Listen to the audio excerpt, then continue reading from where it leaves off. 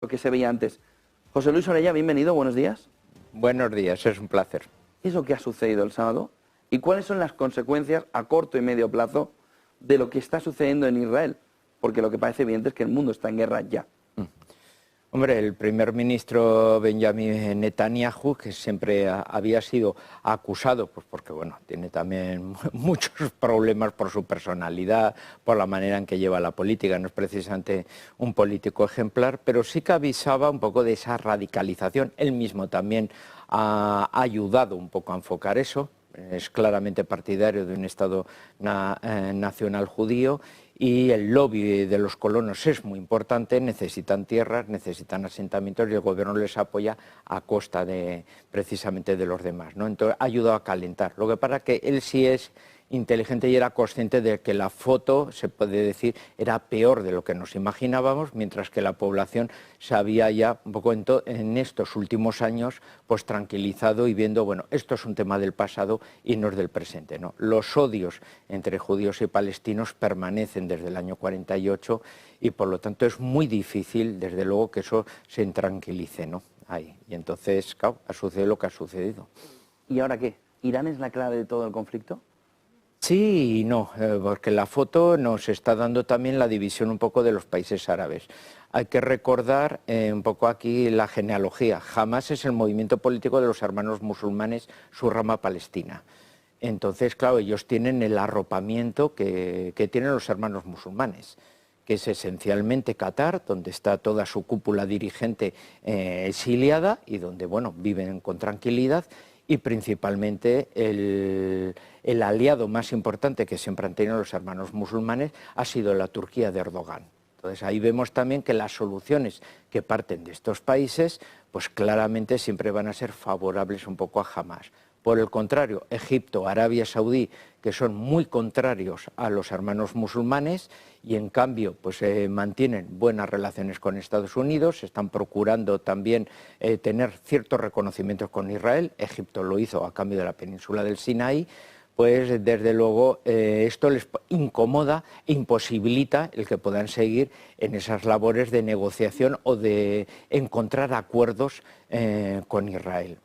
El caso de Irán, pues claro, Irán no es un país árabe, es un país heterodoxo dentro del mundo islámico, pero siempre han procurado mantener esa línea de relación de apoyo a la causa palestina, que es el único punto en común que tiene todo el mundo árabe y musulmán, sean musulmanes o sean árabes o no lo sean. Por tanto, el que los iraníes puedan aprovechar el elemento de Hamás, hayan podido instruir a elementos humanos, incluso hayan podido favorecer la llegada de tipos de armamentos, hombre, pues es la única potencia un poco que les podía orientar un poco en esos ámbitos, ¿no? Porque tiene servicios un poco de guerra irregular que se dedican a ese tipo de periodos, ¿no?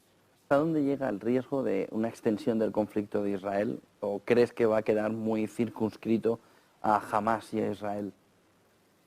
Es un poco difícil. Si Irán está muy integrada en el asunto, pueden activarse todas sus ramas. Estamos hablando claramente de Hezbollah, que es el único movimiento político libanés que mantiene su milicia, porque la está usando en Siria. Por tanto, ahí podemos ver que no solo el resto de las fuerzas palestinas, por las brigadas al-Quds de la Yihad Islámica que están también luchando, o las de los mártires de Al-Aqsa, que sería la rama Tansin de la OLP, pues todas las ramas palestinas están, sino que también podría, por ejemplo, esa frontera norte o incluso en aquellos ámbitos en los cuales, bueno, pues podrían un poco movilizarse. Y especialmente una nueva primavera de grupos terroristas que iniciarían ahora su colaboración con el mundo palestino y que habían quedado después de del hundimiento y la derrota del Estado Islámico y de Al-Qaeda,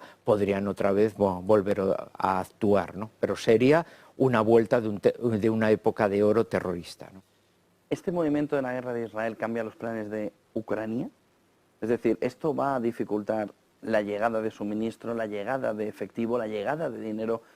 Estados Unidos ha vuelto a decir fotografía clara de lo que necesite en Israel, ha calcado el mensaje a Ucrania, pero ¿tiene tantas opciones Estados Unidos como para jugar en los dos frentes?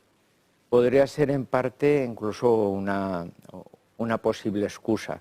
Lo de Hamás ha llamado la atención porque no deja de ser un asalto de guerra irregular, pero Hamás no tiene fuerzas regulares. Estaban mandando comandos, están haciendo emboscadas. Su principal objetivo estaba claro: asaltar el concierto que había masivo y llevarse centenares de adolescentes para canjearlos por los miles de prisioneros que ellos tienen. Fin de la cuestión. Y eso ya lo han conseguido al precio de la población civil que pagan con los bombardeos. Pero ellos no tienen un armamento pesado. Pueden comprar en el mercado negro armas ligeras, que muchas de ellas proceden incluso de Ucrania. Otra cuestión es que en la carrera electoral de Estados Unidos les pueda servir de excusa para ir ya cortando suministros por el endeudamiento, y esto sea una excusa. Pero Israel no está en guerra con un Estado, no está en guerra con otro ejército, no está en guerra con Siria, con Egipto, con otro país árabe que sí necesitaría ese reforzamiento. Puede necesitar pues nuevos radares, nuevos apoyos, principalmente aéreos, pero desde luego no es el armamento de una guerra, es más bien un armamento para desactivar lo que es esta guerra irregular que les está provocando y que tiene más similitud con lo que es el terrorismo y actividades casi de servicios de inteligencia. Muchísimas gracias, José Luis Orella, por acompañarnos. Buen día y buen negocio. Muchas gracias, Buenas igualmente. clases. Buenas clases, sí. 9:02 de la mañana, vamos a la apertura del mercado ya.